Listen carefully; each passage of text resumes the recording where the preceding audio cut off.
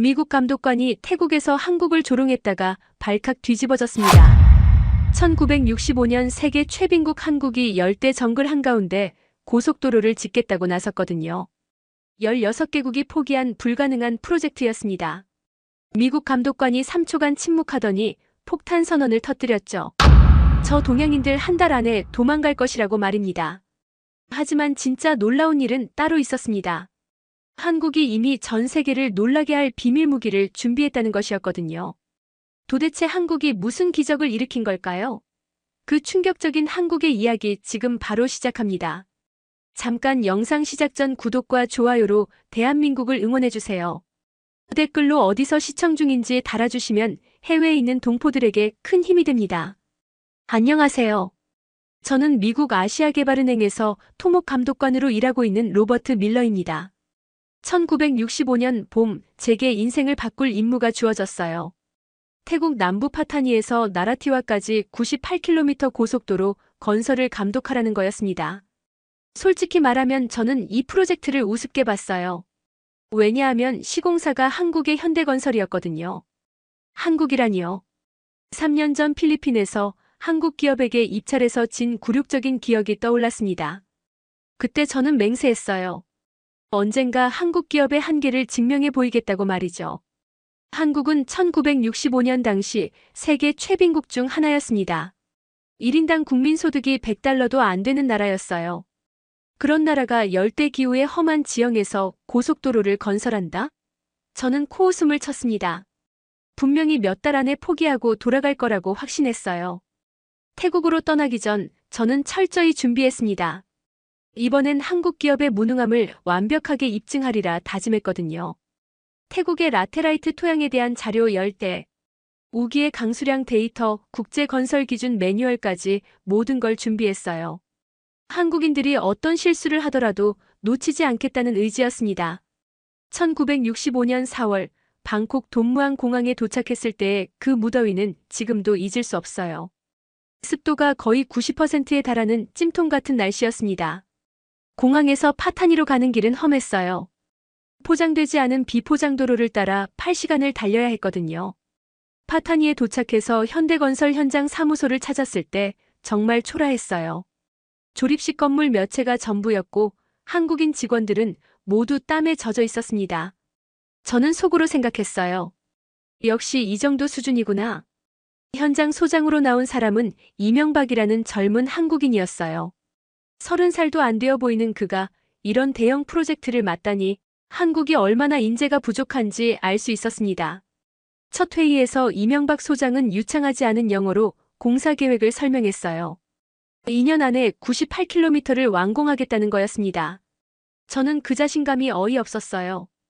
이 사람이 라테라이트 토양이 얼마나 까다로운지 알기나 할까? 우기 때 이 지역에 쏟아지는 비의 양을 계산해 봤을까? 회의가 끝나고 저는 미국 건설회사에서 파견된 찰스 하딩 감독관을 만났습니다. 그는 저보다 10년 선배였고 동남아시아에서 20년간 일한 베테랑이었어요. 하딩은 제 어깨를 두드리며 말했습니다. 밀러, 한국인들 구경하러 온 거지. 나도 궁금해서 왔어. 얼마나 오래 버틸지 말이야. 하딩의 말에 따르면 이 프로젝트에는 총 16개국 29개 건설사가 입찰에 참여했다고 해요. 독일의 바우어 그룹, 프랑스의 브이그, 일본의 대성건설까지 쟁쟁한 업체들이 모두 포기한 프로젝트였습니다. 그런데 한국이 그걸 따냈다는 거예요. 분명히 덤핑으로 따낸 거야. 적자를 감수하고서라도 해외 진출 발판을 만들려는 거지. 하지만 현실을 알게 되면 금세 포기할 거야. 그날 밤 호텔에서 저는 라테라이트 토양에 대한 자료를 다시 검토했습니다. 이 붉은 흙은 건기에는 돌처럼 단단하지만 비만 오면 진흙탕으로 변해버려요. 게다가 배수가 안 되면 몇 달씩 물이 고여 있습니다. 유럽 선진국들도 골머리를 앓는 까다로운 지형이었어요. 다음 날 아침 현장을 둘러봤을 때 저는 확신했습니다. 한국인들은 분명히 실패할 거라고요. 장비는 낡았고 현지 인부들은 한국인들과 의사소통도 제대로 안 되는 것 같았어요. 무엇보다 한국인들의 표정에서 자신감을 찾을 수 없었습니다. 모두가 불안해 보였거든요. 하지만 그때 저는 몰랐습니다. 한국인들이 어떤 의지를 가지고 있는지, 그리고 그들이 앞으로 어떤 기적을 보여줄지를 말이에요. 3년 전 제가 한국 기업에게 당한 굴욕을 갚아줄 완벽한 기회라고 생각했던 이 프로젝트가 오히려 제 인생을 완전히 바꿔놓을 줄은 꿈에도 몰랐습니다. 프로젝트 시작 일주일 후 저는 하딩 감독관과 함께 한국팀의 첫 번째 시험 구간을 점검했습니다. 3km 정도의 짧은 구간이었지만 이게 전체 프로젝트의 성패를 좌우할 중요한 테스트였어요. 저는 이미 한국팀이 실패할 거라고 확신하고 있었습니다. 현장에 도착했을 때 놀라운 광경이 펼쳐졌어요. 한국인들이 새벽 5시부터 작업을 시작해서 밤 10시까지 일하고 있었습니다. 15시간씩 일하는 거예요. 하딩이 씁쓸하게 웃으며 말했습니다. 저들이 아무리 열심히 해도 기술이 없으면 소용없어. 곧 현실을 깨달을 거야. 하지만 문제는 한국팀이 생각보다 빠르게 진척을 보이고 있다는 거였어요. 라테라이트 토양을 다루는 그들만의 방법을 개발하고 있었습니다. 현지 인부 아마드가 저에게 말했어요. 한국 사람들이 이상해요. 실패해도 포기하지 않고 계속 다른 방법을 시도해요. 저는 그 말을 무시했습니다. 곧 한계가 드러날 테니까요. 그런데 첫 번째 큰 사건이 터졌어요. 하딩이 갑자기 검수 기준을 바꾼 겁니다. 원래 계약서에는 아스팔트 두께가 7cm면 된다고 되어 있었는데 갑자기 8.5cm로 올려버렸어요. 국제 기준을 핑계로 댔지만 사실 한국팀을 곤란하게 만들려는 의도였습니다. 이명박 소장이 하딩에게 따졌어요. 계약서와 다른 기준을 적용하는 이유가 뭡니까? 하딩은 오만한 표정으로 답했습니다. 이건 국제 기준이야. 아시아 기준과는 차원이 다르다고. 제대로 하려면 우리 기준에 맞춰야 해. 그 말에 담긴 인종차별적 뉘앙스를 놓칠 사람은 없었어요. 저는 하딩 편에 섰습니다. 3년 전 굴욕의 기억이 되살아났거든요. 한국이 국제 기준을 따르는 건 당연하다고 지지했어요. 이명박 소장의 얼굴이 굳어지는 걸 봤지만 저는 신경 쓰지 않았습니다. 오히려 속으로 쾌감을 느꼈어요. 드디어 한국의 한계를 보여줄 기회가 온 거였으니까요. 더 큰 문제가 생겼어요. 현지 부품 공급업체들이 갑자기 한국 팀과의 계약을 취소하기 시작한 겁니다. 시멘트, 자갈, 심지어 기본적인 공구까지 공급이 중단됐어요. 나중에 알고 보니 하딩이 현지 업체들에게 압력을 넣었던 거였습니다. 한국 회사는 곧 망할 테니까 거래하지 말라는 식으로요. 한국 팀은 완전히 고립됐습니다. 부품도 없고 기준도 높아지고 현지 협력업체들도 등을 돌렸어요. 일반적인 건설회사라면 진작 포기했을 상황이었습니다. 저는 속으로 환호했어요. 이제 끝이다. 한국이 얼마나 무능한지 모든 사람들이 보게 될 거야. 그런데 한국인들의 반응이 예상과 달랐어요. 포기하기는커녕 더욱 필사적으로 매달리기 시작했습니다. 이명박 소장은 직원들을 모아놓고 말했어요. 우리가 여기서 실패하면 한국 건설업계 전체가 망신당합니다. 어떤 일이 있어도 성공해야 해요. 그들의 눈빛에서 절망이 아닌 오기가 느껴졌어요. 하딩은 더욱 가혹해졌습니다. 매일 현장을 돌아다니며 트집을 잡았어요. 이건 안 돼, 저것도 안 돼를 반복했습니다. 심지어 이미 완성된 1km 구간을 보고는 전면 재시공을 명령했어요. 이유는 표면 평탄도가 0.5mm 초과였습니다. 누가 봐도 터무니없는 트집이었어요. 현지 인부들도 상황을 눈치챘습니다. 아마드가 저에게 조심스럽게 말했어요. 밀러 씨, 하딩 씨가 너무 심한 것 같아요. 한국 사람들이 정말 열심히 하는데. 저는 차갑게 답했습니다. 기준은 기준이야. 감정으로 일할 수는 없어. 하지만 속으로는 찜찜함이 들기 시작했어요. 그날 밤 호텔에서 하딩과 술을 마시며 대화했을 때 그의 본심을 들을 수 있었습니다. 밀러, 저 동양인들이 성공하면 우리 서구 기술자들 입지가 좁아져. 지금부터가 진짜 싸움이야. 철저하게 밟아버려야 해. 그 말을 듣는 순간 뭔가 거북함이 느껴졌지만 저 역시 한국에 대한 복수심이 있어서 동조했습니다. 며칠 후 더 충격적인 일이 벌어졌어요. 한국팀이 밤새 작업해서 재시공을 완료했는데 하딩이 또다시 문제를 제기한 겁니다. 이번엔 배수시설이 부족하다는 이유였어요. 하지만 설계도를 보면 배수시설은 충분했습니다. 명백한 괴롭힘이었어요. 이명박 소장이 더 이상 참을 수 없다는 표정으로 하딩에게 따졌습니다. 도대체 무엇을 원하십니까? 계약서에 명시된 기준은 모두 충족했습니다. 하딩은 비웃으며 답했어요. 아시아인들은 기준의 진짜 의미를 몰라. 서구 선진국 수준에 맞추려면 아직 멀었어. 그 순간 저는 뭔가 잘못되고 있다는 걸 느꼈어요. 이건 단순한 기준 적용이 아니라 명백한 괴롭힘이었습니다. 하지만 3년 전 굴욕이 떠올라 입을 다물었어요. 한국이 고생하는 모습을 보는 게 싫지 않았거든요. 그날 밤 현장에서 늦게까지 일하는 한국인들을 봤을 때 묘한 감정이 들었습니다. 그들은 불평 한마디 없이 다시 작업을 시작하고 있었어요. 새벽 2시까지 일하는 모습을 보며 저는 생각했습니다. 저들이 정말 포기하지 않네. 하지만 동시에 곧 한계가 올 거야라고도 생각했어요. 이때까지만 해도 저는 몰랐습니다. 한국인들이 어떤 정신력을 가지고 있는지, 그리고 앞으로 어떤 놀라운 일들이 벌어질지를 말이에요. 제 시공이 시작된 지 2주가 지났을 때 저는 한국팀의 이상한 변화를 감지하기 시작했어요. 포기할 줄 알았던 그들이 오히려 더욱 체계적으로 변하고 있었습니다. 밤마다 회의를 하고 새로운 기법들을 시도하고 있었거든요. 가장 놀라운 건 그들이 현지 재료로 혁신적인 방법을 개발하고 있다는 거였어요. 라테라이트 토양에 현지에서 나는 특별한 점토를 섞어서 강도를 높이는 기법을 만들어낸 겁니다. 기존 유럽 방식과는 완전히 다른 접근이었어요.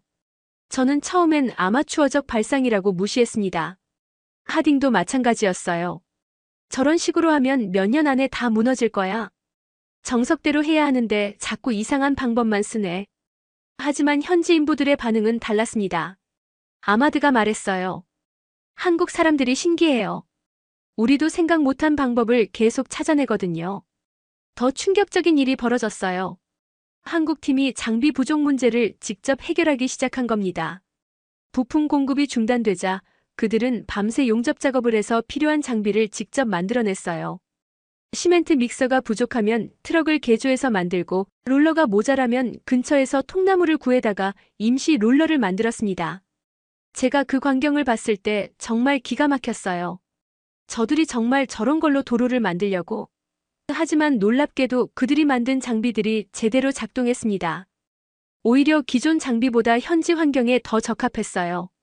저는 인정하기 싫었지만 그들의 창의력에 감탄할 수밖에 없었습니다. 하딩은 이런 상황을 못 견뎌 했어요. 한국팀이 포기하지 않고 오히려 혁신을 보여주니까 더욱 가혹하게 굴기 시작했습니다. 임시변통으로 만든 장비로는 국제 기준을 만족할 수 없다며 사용금지 명령을 내렸어요. 심지어 안전상 문제가 있다는 핑계로 작업 중단까지 명령했습니다. 이명박 소장이 하딩에게 따졌어요. 우리가 만든 장비가 왜 문제가 됩니까?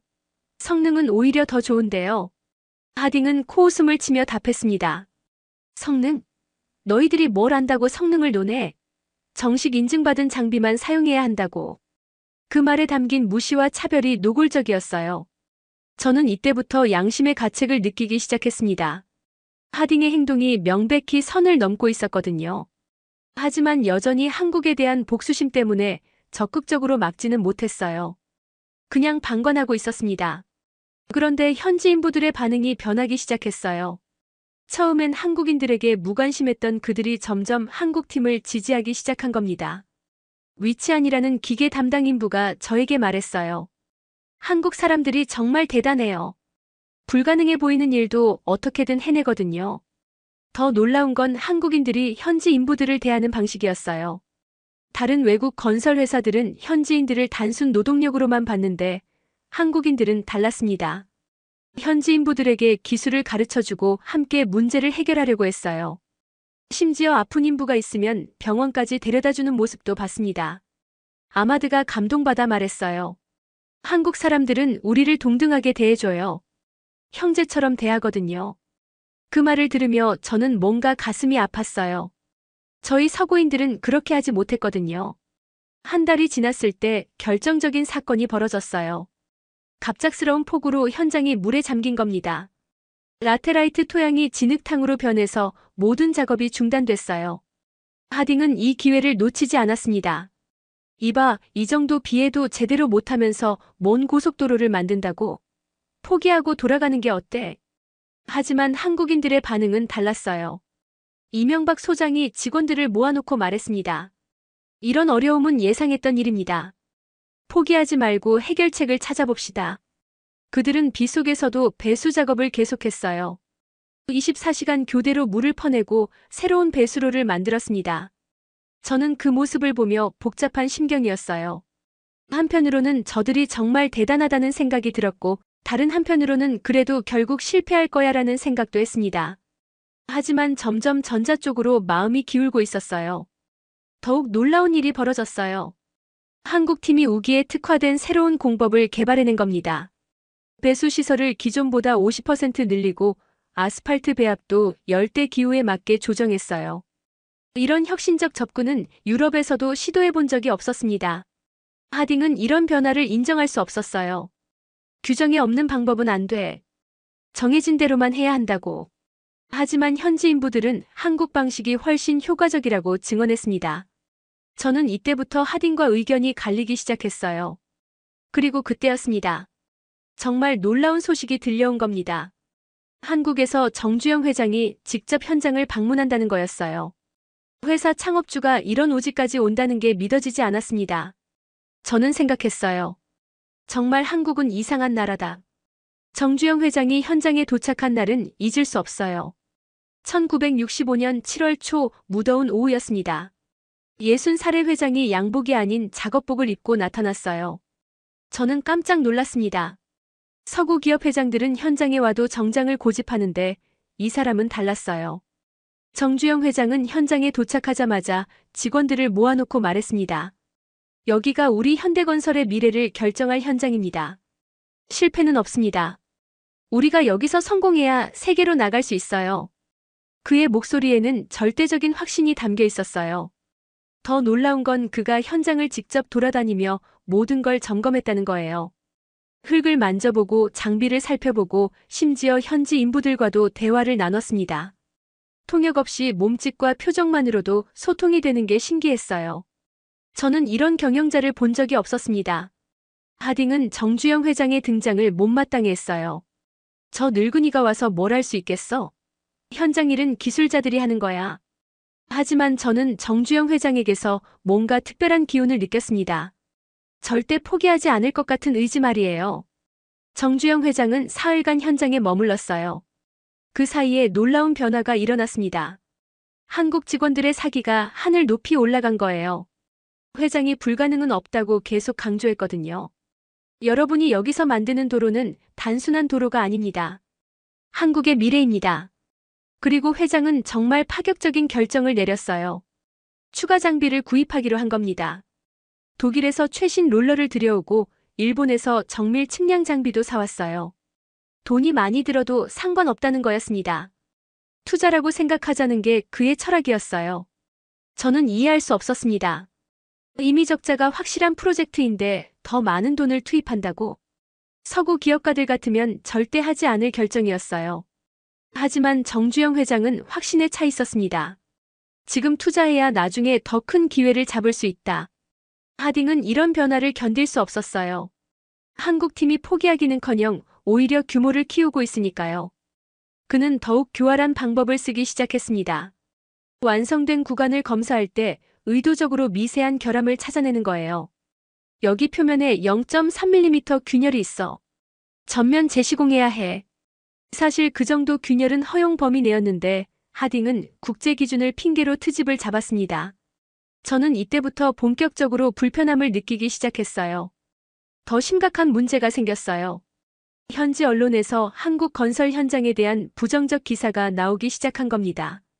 한국 회사, 태국에서 부실 공사 의혹, 환경 파괴 우려 같은 제목들이었어요. 나중에 알고 보니 하딩이 현지 기자들에게 정보를 흘린 거였습니다. 이명박 소장은 답답해했어요.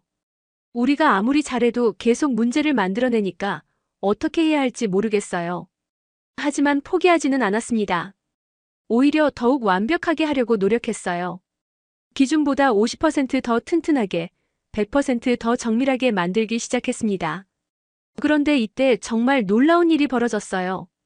현지 인부들이 한국 팀을 적극적으로 도우기 시작한 겁니다. 아마드가 다른 인부들을 설득했어요.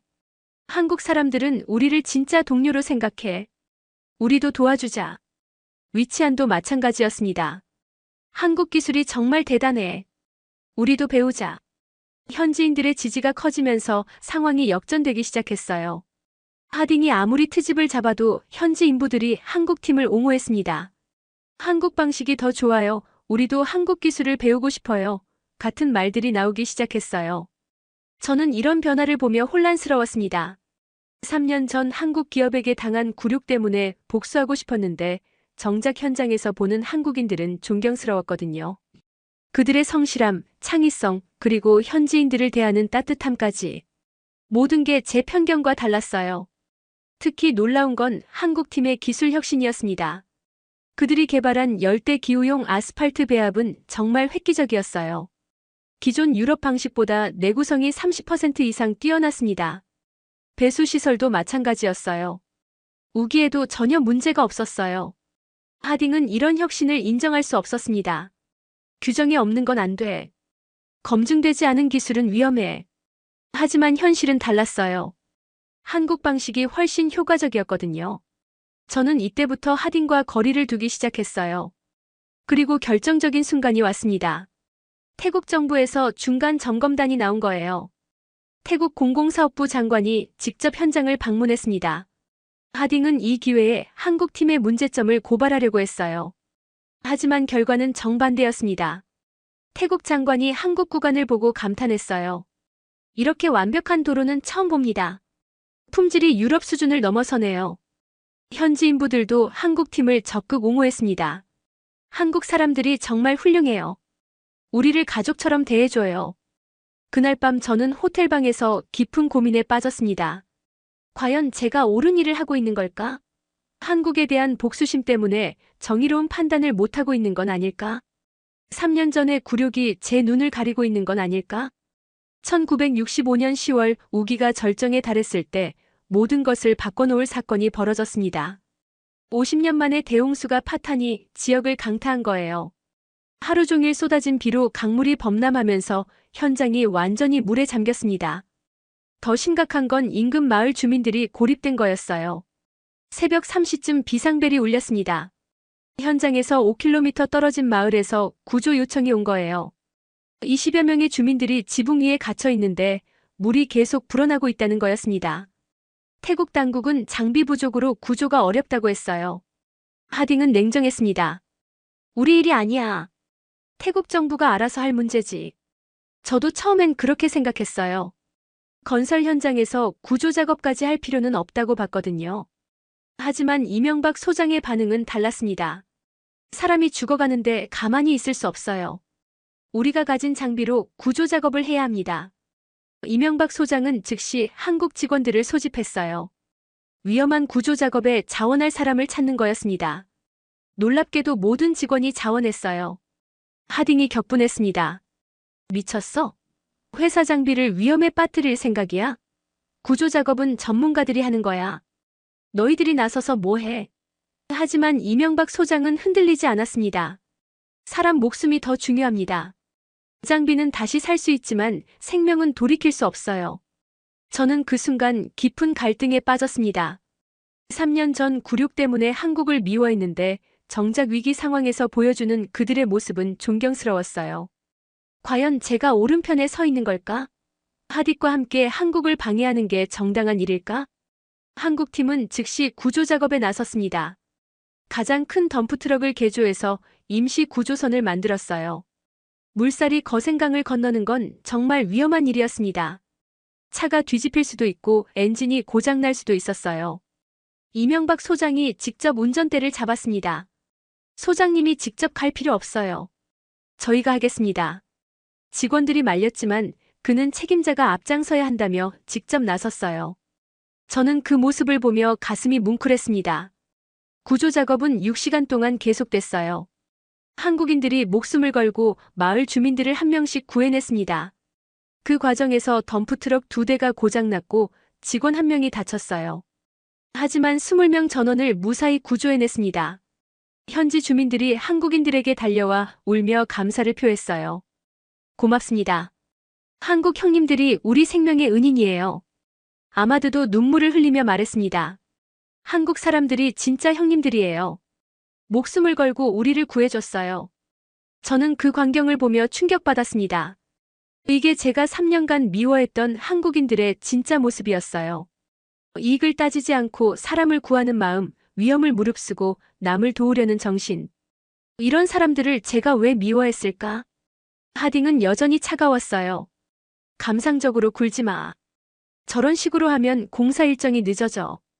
회사 손해만 커질 뿐이야. 하지만 저는 더 이상 그의 말에 동조할 수 없었습니다. 뭔가 근본적으로 잘못되고 있다는 걸 깨달았거든요. 구조 작업이 끝난 후 더 놀라운 일이 벌어졌어요. 태국 정부에서 한국팀에게 감사패를 수여한 겁니다. 태국 국왕도 한국팀의 헌신에 감동받아 특별 감사 메시지를 보냈어요. 한국 친구들의 우정과 희생에 깊이 감사한다는 내용이었습니다. 현지 언론도 완전히 바뀌었어요. 전에는 한국팀을 의심하는 기사들이 나왔는데 이제는 한국 영웅들이라며 찬사를 보냈습니다. 한국인들이 보여준 것은 기술이 아닌 인간애라는 사설도 나왔어요. 저는 그날 밤 혼자 현장을 걸어 다녔습니다. 홍수로 파손된 곳곳을 보며 생각했어요. 한국인들이 이 모든 걸 다시 복구해야 한다는 걸. 그런데도 그들은 불평하지 않았어요. 오히려 할 수 있다며 서로를 격려하고 있었습니다. 이명박 소장을 만났을 때 저는 마음속 갈등을 털어놨어요. 소장님, 솔직히 말하면 저는 한국을 좋게 보지 않았습니다. 하지만 오늘 일을 보고 제 생각이 완전히 바뀌었어요. 그는 웃으며 답했습니다. 밀러 씨, 우리는 그냥 사람으로서 해야 할 일을 했을 뿐이에요. 그 순간 저는 결심했습니다. 더 이상 하딩과 함께 한국팀을 방해하지 않겠다고. 오히려 그들을 도와야겠다고. 3년 전 굴욕은 제 개인적인 문제였지 이 훌륭한 사람들과는 상관없는 일이었어요. 하딩에게 제 입장을 밝혔을 때 그는 격분했습니다. 밀러, 자네 미쳤나? 저 동양인들한테 넘어간 거야? 저는 단호하게 답했어요. 저는 옳은 일을 하려는 겁니다. 하딩 씨야말로 선을 넘고 있어요. 그날부터 저와 하딩의 갈등이 본격화됐습니다. 더 이상 한국팀을 괴롭히는 일에 동참할 수 없었거든요. 대신 저는 한국팀이 정당한 평가를 받을 수 있도록 도우기로 했습니다. 3년간 품었던 복수심을 버리고 진실을 위해 싸우기로 한 거예요. 홍수 사건 이후 저는 완전히 다른 사람이 되었어요. 하딩과의 결별을 선언하고 한국팀을 적극 지지하기 시작했습니다. 처음엔 이명박 소장도 의아해했어요. 밀러 씨가 왜 갑자기 우리를 도와주세요? 저는 솔직하게 답했습니다. 제가 잘못 생각했었어요. 이제 바로잡으려고 합니다.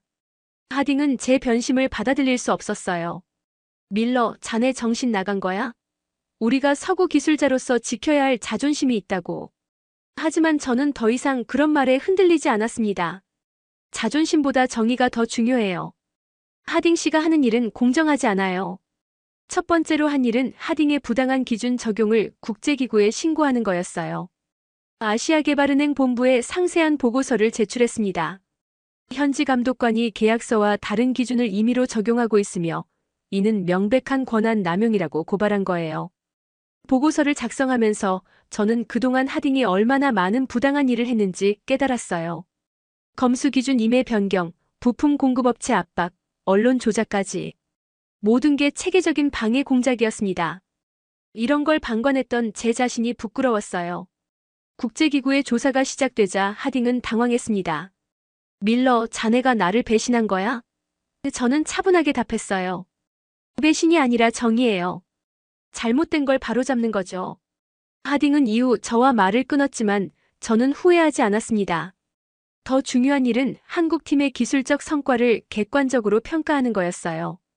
저는 제3의 전문기관에 의뢰해서 한국이 완성한 도로 구간을 정밀 검사했습니다. 결과는 놀라웠어요. 모든 기준을 초과 달성했을 뿐만 아니라 혁신적인 기술까지 적용되어 있었거든요. 특히 한국팀이 개발한 열대용 아스팔트 배합은 정말 획기적이었어요. 기존 유럽 기준보다 내구성이 40% 향상됐고 우기에도 전혀 문제가 없었습니다. 배수 시설도 마찬가지였어요. 설계 기준보다 50% 이상 성능이 뛰어났습니다. 저는 이런 기술적 성과를 국제학회에 발표하기로 했어요. 태국 파탄이 고속도로 프로젝트 열대기후 적응형 혁신 기술 사례라는 제목으로 논문을 작성했습니다. 한국팀의 창의성과 기술력을 세계에 알리고 싶었거든요. 현지 인부들도 저의 변화를 환영했어요. 아마드가 말했습니다. 밀러 씨가 정말 공정한 분이에요. 진실을 보려고 하시는군요. 위치안도 마찬가지였어요. 이제야 제대로 된 평가를 받을 수 있겠어요. 한국팀 내부의 분위기도 달라졌어요. 이명박 소장이 말했습니다. 밀러 씨 덕분에 억울함이 많이 풀렸어요. 이제 정당한 평가를 받을 수 있을 것 같아요. 한국 직원들도 저를 신뢰하기 시작했어요. 더 이상 경계하지 않고 기술적 질문도 솔직하게 답해줬습니다. 더 놀라운 발견이 있었어요. 한국팀이 현지 환경을 고려해 개발한 기술들이 다른 동남아 국가들에서도 활용 가능하다는 거였어요. 베트남, 라오스, 캄보디아 같은 나라들도 비슷한 기후와 토양 조건을 가지고 있었거든요. 저는 이런 가능성을 아시아개발은행에 보고했어요. 한국의 열대 적응 기술이 동남아시아 인프라 개발의 새로운 모델이 될 수 있다고 제안한 거죠. 본부에서도 큰 관심을 보였습니다. 한국 방식이 지역 전체에 적용될 수 있다면 엄청난 파급 효과가 있을 테니까요. 하딩은 이런 변화를 못 견뎌 했어요. 자신의 권위가 무너지고 있다고 느꼈거든요. 그는 마지막 발악으로 태국 정부에 한국팀에 대한 악의적 보고서를 제출했습니다. 한국 기술은 검증되지 않았으며 장기적으로 위험하다는 내용이었어요. 하지만 이미 상황은 역전되어 있었어요. 태국 공공사업부에서 직접 조사단을 파견해서 한국 구간을 점검했는데 결과는 완벽이었습니다. 오히려 다른 구간들보다 품질이 훨씬 뛰어나다는 평가를 받았어요. 태국 언론도 한국팀을 적극 지지하기 시작했어요. 한국 기술자들이 보여준 혁신과 헌신, 동남아시아 건설업계의 새로운 희망 같은 제목의 기사들이 쏟아졌습니다. 특히 홍수 구조 사건은 계속해서 화제가 됐어요. 저는 이런 변화를 보며 뿌듯함을 느꼈습니다. 비록 늦었지만 옳은 일을 하고 있다는 확신이 들었거든요. 3년 전 개인적 굴욕 때문에 한국을 미워했던 제 자신이 얼마나 어리석었는지 깨달았어요. 더 의미 있는 일도 있었어요. 한국팀이 현지 인부들에게 기술을 전수하는 프로그램을 시작한 겁니다. 단순히 일만 시키는 게 아니라 기술을 가르쳐서 그들의 실력을 향상시키려는 거였어요. 이런 접근은 다른 외국 회사들에서는 볼 수 없었습니다. 아마드가 감동받아 말했어요. 한국 형님들은 정말 다르다. 우리를 동등한 동료로 생각한다. 위치안도 마찬가지였어요. 한국 기술을 배워서 우리나라 발전에 도움이 되고 싶다. 국제기구의 최종 조사 결과가 나왔을 때 하딩의 부당한 행위가 모두 드러났어요. 권한 남용, 계약 위반, 업무 방해 등의 혐의로 그는 즉시 현장에서 퇴출됐습니다. 저는 안도감을 느꼈어요. 드디어 정의가 실현된 거였거든요. 하딩이 현장에서 퇴출된 후 분위기가 완전히 바뀌었어요. 한국팀은 더 이상 부당한 간섭 없이 자유롭게 작업할 수 있게 됐습니다.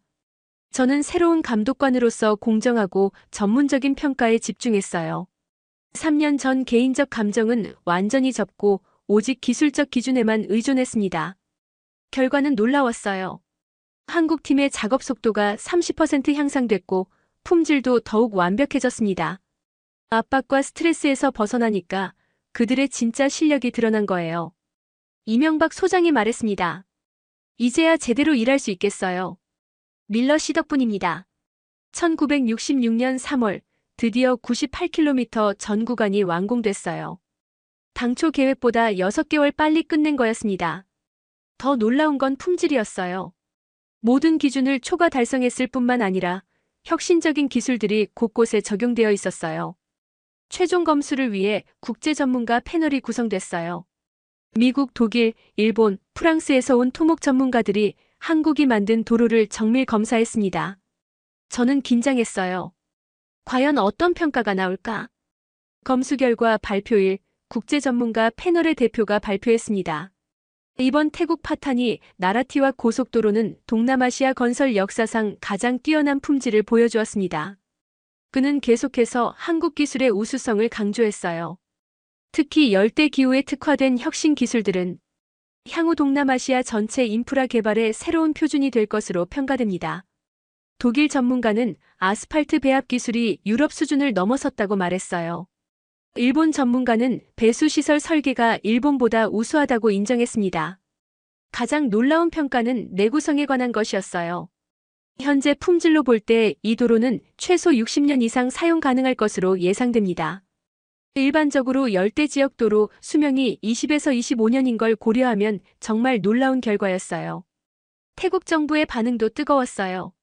공공사업부 장관이 직접 나서서 한국 팀에게 감사를 표했습니다. 한국 친구들이 우리에게 선물한 것은 단순한 도로가 아닙니다. 태국 남부 발전의 새로운 희망입니다. 태국 국왕도 한국 팀에게 특별 훈장을 수여했어요. 현지 주민들의 반응은 더욱 감동적이었어요. 개통식 날 수백 명의 주민들이 몰려와서 한국 팀에게 감사 인사를 했습니다. 한국 형님들 덕분에 우리 삶이 바뀔 것 같아요. 아마드는 눈물을 흘리며 말했어요. 한국 사람들은 우리 영원한 친구예요. 언론의 보도도 놀라웠어요. 태국 언론은 물론이고 동남아시아 전체 언론이 한국의 성과를 대서특필했습니다. 동남아 건설 신화를 쓴 한국, 불가능을 가능으로 만든 한국 정신 같은 제목들이 쏟아졌어요. 심지어 서구 언론도 주목하기 시작했어요. 영국 파이낸셜 타임스는 한국, 동남아시아 인프라 시장의 새로운 강자로 부상이라는 기사를 실었습니다. 미국 엔지니어링 뉴스도 한국의 혁신 기술이 열대 건설의 새 장을 열었다고 보도했어요. 저는 이런 변화를 보며 깊은 감동을 받았어요. 3년 전 제가 미워했던 한국이 이렇게 훌륭한 성과를 이뤄내다니. 제 편견이 얼마나 잘못됐는지 다시 한번 깨달았습니다. 한국 본사의 반응도 뜨거웠어요. 정주영 회장이 다시 현장을 방문했을 때 그의 얼굴에는 자부심이 가득했습니다. 이제 현대건설이 세계로 나갈 수 있는 발판을 마련했습니다. 여러분이 쌓아 올린 신뢰가 우리의 가장 큰 자산입니다. 더 의미 있는 일도 있었어요. 다른 동남아 국가들에서 한국에 러브콜을 보내기 시작한 겁니다. 말레이시아, 인도네시아, 필리핀에서 한국 방식으로 도로를 건설해달라는 요청이 들어왔어요. 태국 프로젝트가 한국 해외 건설의 출발점이 된 거였습니다. 저는 아시아개발은행 본부에 상세한 보고서를 제출했어요. 한국의 태국 프로젝트 성공 사례 분석이라는 제목으로 100페이지가 넘는 보고서였습니다. 한국 기술의 우수성과 혁신성을 객관적으로 분석한 내용이었어요. 보고서에서 저는 특히 한국인들의 정신력을 강조했어요. 한국팀이 보여준 것은 기술적 혁신뿐만 아니라 불굴의 의지였습니다. 어떤 어려움에도 포기하지 않는 정신력이 이런 성과를 만들어낸 것입니다. 본부에서도 큰 관심을 보였습니다. 아시아개발은행 총재가 직접 한국 모델을 다른 개발도상국에도 적용해보자고 제안했어요. 한국의 경험과 기술이 아시아 전체 발전에 도움이 될 수 있다는 판단이었습니다. 프로젝트 종료식에서 저는 감회가 새로웠어요. 2년 전 복수심을 품고 왔던 현장에서 이제는 한국을 진심으로 존경하게 됐거든요. 이명박 소장과 악수하며 말했습니다. 소장님 정말 고생 많으셨어요. 저도 많은 걸 배웠습니다. 그날 밤 마지막 회식 자리에서 한국 직원들이 저에게 말했어요. 밀러 씨 덕분에 정당한 평가를 받을 수 있었어요. 정말 감사합니다. 저는 부끄러웠습니다. 처음부터 그들을 공정하게 대했어야 했는데 개인적 감정 때문에 늦었거든요. 하지만 적어도 마지막엔 옳은 일을 했다는 위안이 있었어요. 한국팀의 성공을 세계에 알리고 그들이 정당한 평가를 받을 수 있도록 도왔으니까요. 이제 한국은 동남아시아를 넘어 전 세계로 뻗어나갈 것 같았습니다. 1967년 5월 저는 워싱턴 D.C.에서 열린 아시아개발은행 연례총회에서 발표를 하게 됐어요. 주제는 태국 파탄이 프로젝트 개발도상국 기술력의 새로운 가능성이었습니다. 전 세계 50개국에서 온 정부 관료와 전문가들 앞에서 한국의 성과를 알리는 자리였어요. 발표 준비를 하면서 지난 2년을 돌이켜봤습니다. 복수심으로 시작했던 여정이 어떻게 존경과 감동으로 끝났는지, 3년 전 한국 기업에게 당한 개인적 굴욕이 얼마나 제 시야를 좁혔는지 깨달았어요. 편견이 얼마나 무서운 것인지 뼈저리게 느꼈습니다. 발표 당일 대회의실에는 600여 명이 참석했어요. 저는 긴장하면서도 사명감을 느꼈습니다. 한국이 이뤄낸 놀라운 성과를 정확히 전달해야 한다는 책임감 말이에요. 제가 목격한 한국인들의 의지와 혁신을 세계에 알리고 싶었습니다. 1965년 태국 남부에서 불가능해 보였던 일이 일어났습니다.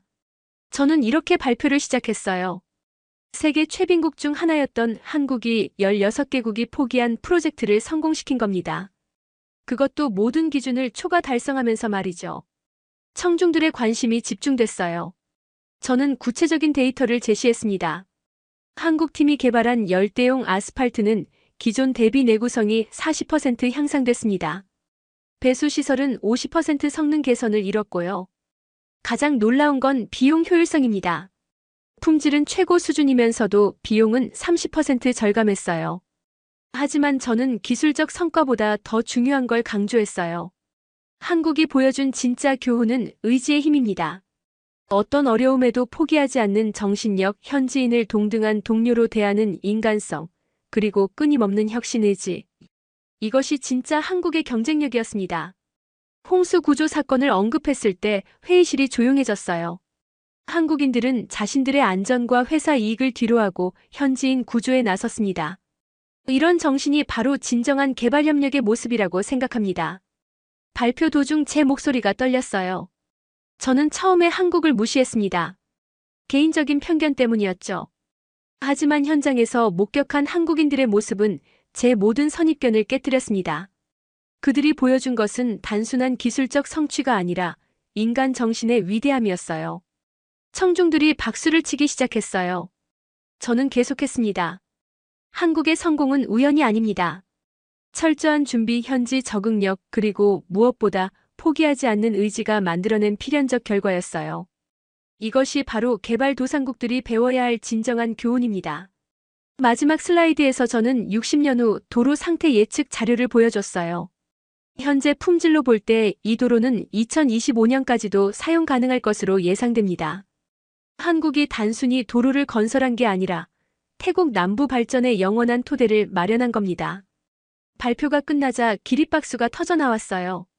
세계은행 총재가 일어서서 박수를 쳤고 다른 참석자들도 모두 일어났습니다. 저는 감격했어요. 한국의 성과가 전 세계에 제대로 인정받는 순간이었거든요. 질의응답 시간에 일본 대표가 손을 들었어요. 밀러 씨, 한국 기술이 정말 그렇게 뛰어난 건가요? 좀 과장된 것 같은데. 저는 단호하게 답했습니다. 과장이 아닙니다. 제가 2년간 직접 목격한 사실입니다. 한국은 이미 아시아 건설업계의 새로운 리더가 되었어요. 독일 대표도 질문했어요. 그렇다면 앞으로 한국이 유럽 시장에도 진출할 가능성이 있다고 보시나요? 저는 자신 있게 답했어요. 충분히 가능합니다. 기술력과 가격 경쟁력 그리고 신뢰성까지 갖추었으니까요. 10년 안에 한국이 글로벌 건설 강국이 될 거라고 확신합니다. 발표 후 많은 사람들이 저에게 다가왔어요. 한국에 대해 더 자세히 알고 싶다.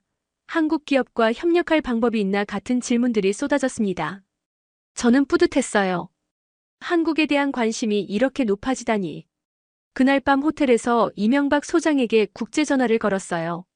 소장님, 오늘 발표가 성공적이었어요. 전 세계가 한국에 주목하고 있습니다. 그는 감격해하며 답했어요. 밀러 씨 덕분입니다. 처음부터 우리를 믿어주시고 지지해주셔서 정말 감사해요. 사실 저는 부끄러웠어요. 처음엔 믿어주지 않았으니까요. 소장님, 제가 늦게나마 깨달은 게 다행입니다. 한국의 가능성을 일찍 알아봤어야 했는데. 그는 웃으며 말했어요.